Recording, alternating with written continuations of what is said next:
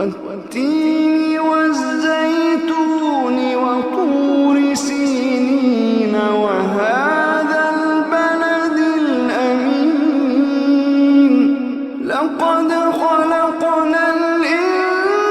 الإنسان في أحسن تقويم ثم رددناه أسفل سافلين ثم رددناه أسفل سافلين إلا الذين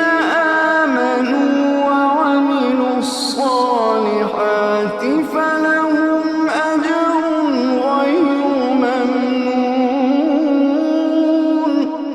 فما يكذبك بعد بالدين